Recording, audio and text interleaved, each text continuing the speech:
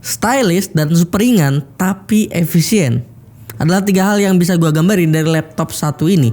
Dan ini adalah 5 hal yang gue suka dari MSI Prestige AI Evo 2024. Mari kita bahas.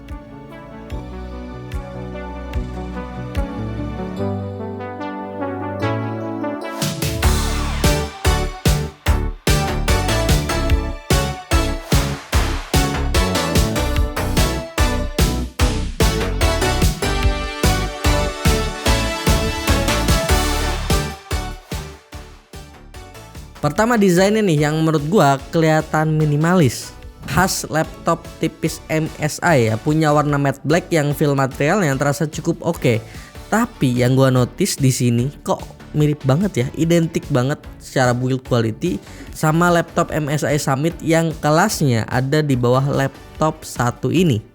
Buat spesifikasi utama tentu karena dia line up 2024, laptop ini udah ditenagai Intel Meteor Lake ya, Intel Core Ultra 7 155H yang performanya sekilas kalau kita lihat di atas kertas itu tuh kerasa kenceng ya. Boost clocknya up to 4,8 GHz dengan core yang banyak banget buat laptop tipis kayak gini, 16 core coy. Di laptop yang compact dan ringan kayak gini. IGP-nya pakai yang terbaru Intel Arc Graphics ataupun Intel Arc Alchemist yang kelihatan menarik banget untuk performa grafiknya. Nanti kita bahas di bagian performa ya. Prosesor ini juga punya arsitektur yang berbeda ya, FYI aja nih, dengan si Intel Core i yang dirilis sebelum-sebelumnya. Karena udah pakai NPU-1. Buat yang penasaran apa itu NPU, di bagian user experience nanti gue jelasin sedikit ya. Kita lanjut dulu, form factornya kelihatan ringkas banget, enteng pula kan. Cuma 0,99 kg cuy, yang diangkat pakai satu tangan pun gampang gitu. Enteng, ringan, kayak bukan laptop beneran.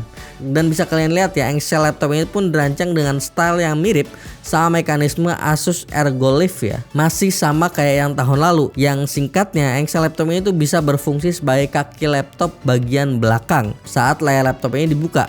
Hal ini bikin posisi keyboard tuh sedikit terangkat, yang bikin feel ngetik itu kerasa lebih nyaman dan ngerasa lebih comfy aja.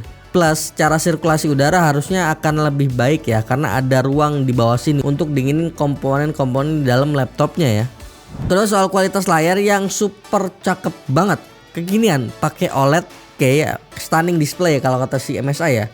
Panel type-nya pakai OLED QHD+ 2880x1800p ataupun 2,8K 16:10 di laptop 13 inch yang gua rasain dengan resolusi setinggi ini tapi di layar 13 inch doang.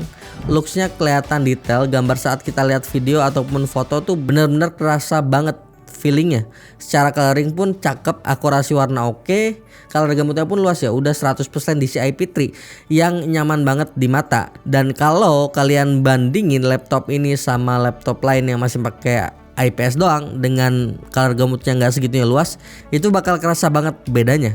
Kayak kebanting gitu laptop-laptop yang pakai display IPS doang dibanding sama si laptop yang pakai OLED kayak gini. Kualitasnya jauh lagi. Layarnya ini juga bisa direbahkan sampai 180 derajat ya, dan lihat di sini kalian bisa merubah rotasi layarnya ini hanya dengan menekan tombol F12. Fitur yang sebenarnya tuh simpel ya, tapi menurut gua tuh bakal memudahkan banget untuk kalian para pekerja yang sering meeting sama klien ataupun sama atasan gitu kan. Kalau misalnya atasan mau lihat apa yang ada di layar kalian ya tinggal rebahin, klik F12. Selanjutnya adalah storage. Laptop ini menggunakan storage 1TB NVMe Gen 4 yang speednya tuh udah cukup kenceng bahkan di 7000-an Mbps ya. Dan untuk kreditnya tuh ada di 5000-an Mbps yang udah oke kok menurut gua, karena beberapa laptop lain yang ada di kelasnya itu tuh speed SSD-nya ada di 3000-an Mbps lebih dikit doang. Padahal harganya di sekitar 15-20 jutaan. Nah laptop ini udah di 7000-an Mbps dan 5000-an Mbps untuk write-nya. Jadi it's okay lah, cukup. RAM-nya yang lega banget coy. RAM-nya lega banget, 32GB bukan 16GB, 32GB dengan speed di 6400 MHz alias onboard ya, jadi nggak bisa di-upgrade lagi, udah tok di 32GB 6400 MHz. Jadi pakai modulnya tuh LPDDR5X ya, bukan yang LPDDR5 biasa. Nomor 4 yang kami suka juga adalah performa laptop ini, yang pakai Intel Core Ultra 7 155H. Yang saat gua stress test pakai Cinebench R23 yang kita looping 10 kali berturut-turut seperti biasa di suhu ruangan 25 derajat Celcius di mode performance, multicore-nya nyentuh 9641 poin dengan average point ada di 9062 poin. Deviasi performance-nya ada di sekitar 6% yang menurut gua buat laptop setipis ini sih udah cukup ya. Kalau dilihat dari skor, emang gue akuin nggak segitunya tinggi ya improve-nya dibanding Intel Core i5 1240p. Gue lihat skornya masih mirip-mirip banget sih. Improve-nya nggak segitu kerasa kalau dari kenceng-kencengan emang. Tapi dari power nih baru kelihatan saat gue uji stress test gini.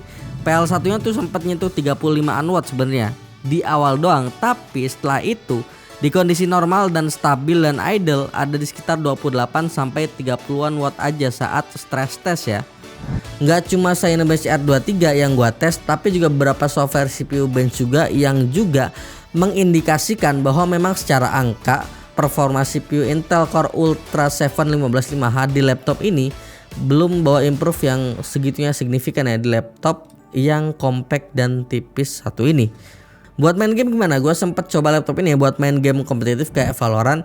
Feelnya masih playable dan nyaman di atas 100an FPS. Jadi masih kerasa oke lah, udah cukup lah. Kan nggak mungkin juga ya orang yang e-sport player pakai laptop ini untuk bener-bener untuk gaming gitu. Jadi ini laptop selingan aja mungkin kalau misalnya e-sport player make. Ya ini paling buat dipakai kerja, bukan dipakai buat gamingnya full gitu loh. Kita pun coba main game yang agak berat kayak Shadow of the Tomb Raider. Hasilnya ya so-so lah ya, sekedar bisa running ya bisa, cuma kelihatannya kayak maksain aja karena FPS yang didapetin pun cuma sekitar 30an FPS ya. Nomor 5 adalah user experience. Teman-teman udah pada tahu kan kalau CPU di laptop ini, si Intel Core Ultra ini udah dibekali AI dedicated NPU ya, yang namanya Intel AI Boost. Fungsinya buat apa? Untuk saat ini NPU Intel AI Boost yang ada di laptop ini tuh hadir untuk mengefisiensikan processing workload di task yang sifatnya tuh AI generated ya, agar bisa lebih cepat, lebih pinter, tapi tetap hemat daya alias efisien. Itu singkatnya ya. Nah, contohnya kepake di mana? Di sini nih kita bahas ya. Di bagian webcam yang sensornya bejibun kayak gini ya. NPU di prosesor ini tuh bakal kepake saat kita nyalain kamera dengan memanfaatkan efek-efek tertentu kayak background blur, motion tracking gini, dan bahkan eye contact tracking kayak gini. Yang kalau kalian fitur gini sebenarnya udah ada di beberapa laptop 2023, tapi fitur ini tuh di laptop tersebut processing workloadnya tuh masih dalam lingkup si prosesor utamanya, yang bikin laptop tersebut bakal habisin resource power yang cukup gede ya untuk optimalin si efek-efek yang tadi. Nah, beda sama si laptop ini yang udah di-handle sama si NPU yang ada di Intel Core Ultra. Secara efek makin bagus, makin rapih, makin cerdas, tapi makin efisien ya. Karena si NPU-nya ini ambil resource daya yang kecil banget dibanding kalau langsung ambil resource dari si CPU-nya. Lalu pertanyaan selanjutnya adalah, terus masa itu doang bang fungsinya gitu kan? Pasti ada yang kayak gitu. Untuk sejauh ini fungsi yang emang baru kerasa banget di kita ya baru itu doang. Bukan berarti itu gimmick, tapi emang workload AI di laptop berbasis Windows 11 yang base-nya bisa manfaatin NPU-nya tuh emang belum banyak ya. Dan dari info yang gua dapat sih baru di pertengahan sampai penghujung 2024 ini para developer software aplikasi akan mulai gila-gilaan untuk bisa mendevelop software atau apps yang bener-bener manfaatin NPU yang ada di laptop x86. Kayak laptop satu ini yang Intel AMD itu baru akan di pertengahan sampai penghujung tahun ini. Dan yang artinya kalau kalian beli laptop dengan dukungan NPU saat ini, artinya kalian bakal investasi juga hitungannya ya menurut gua. Saat para developer udah rilis software baru, apps baru yang manfaatin NPU, ya kalian tinggal eksekusi, nggak perlu lagi nanti bingung gimana cara pakainya karena laptop kalian nggak support atau gimana. Harus beli lagi mungkin karena belum beli dari sekarang gitu kan, yang mungkin nanti bisa jadi karena demandnya makin tinggi harganya makin naik, bisa jadi ya. Dan baru kerasa tuh nyesal kenapa nggak dari kemarin beli laptop yang pakai Intel Core Ultra gitu kan saat harganya masih affordable. Begitu kawan-kawan panjangnya cerita soal NPU di laptop Intel Core Ultra ini ternyata. Oh ya, hampir lupa, untuk daya tahan baterainya, laptop ini punya kapasitas baterai di sekitar 72 Wh yang saat diuji pakai PC Mac 10 Modern Office sanggup bertahan di 9 jam penggunaan. Dan di pengujian ini gua tuh pakai skenario super battery yang ada di MSI centernya ya. Lalu nyalain brightness di sekitar 50%-an. Wi-Fi on dan Bluetooth on juga. Nah itu dia tadi 5 hal yang kami suka dari MSI Prestige 13 AI Evo 2024. Semoga bisa bermanfaat ya. Dan dari apa yang gua rasain di laptop ini, highlight yang bisa gua sampaikan lagi adalah laptop ini memang belum menawarkan improvement performa yang segitunya gede ya dibanding generasi sebelumnya.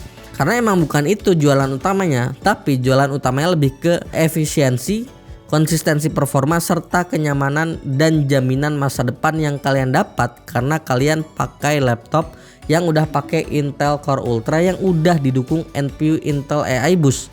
Fitur-fitur AI untuk saat ini memang belum banyak bisa kita rasakan langsung ya. Tapi di masa yang akan datang, di beberapa bulan ke depan bahkan, workload yang base-nya manfaatkan NPU ya bakal banyak. Dan saat udah ready ya tinggal lu running doang. Nggak perlu bingung lagi ya, kayak ya gua nggak ada NPU-nya nih, nggak bisa kerja dan lain-lain. Itu tuh bisa teratasi. Itu misal di masa depan kalian udah beli laptop ini sekarang gitu kan. Selain itu, display quality laptop ini juga udah cakep banget, udah pakai OLED, bukan lagi IPS atau bahkan TN ya. TN udah skip lah ya. Bukan lagi IPS tapi udah OLED. Yang bikin experience penggunaan untuk hiburan, untuk nonton ataupun sekedar kerja itu tuh kerasa nyaman banget di mata.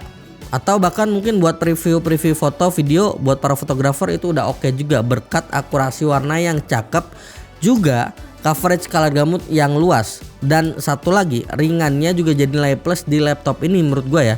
Bobotnya cuma di 0,99 kg yang otomatis bakal berasa nyaman banget untuk ditenteng dan dibawa kemana-mana.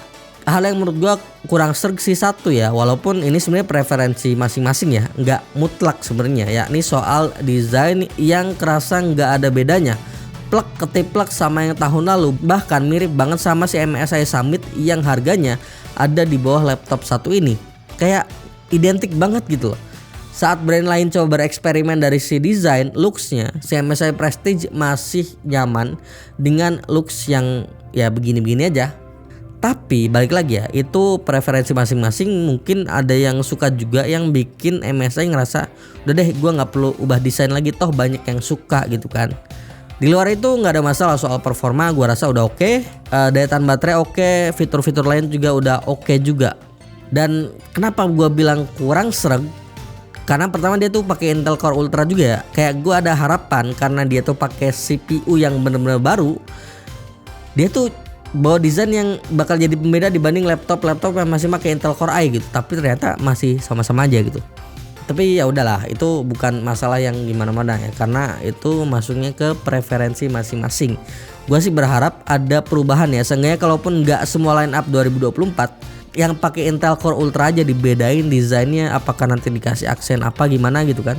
Kalau yang masih pakai Intel Core i ya it's okay, silakan gitu. Tapi kalau misalnya pakai Intel Core Ultra, berharapnya ada sedikit perubahan, karena buat jadi pembeda ya antara laptop yang udah pakai Intel Core Ultra dengan laptop yang masih pakai Intel Core i aja sih, itu aja sih. Dan untuk harga, lupa 20 jutaan rupiah ya laptop ini.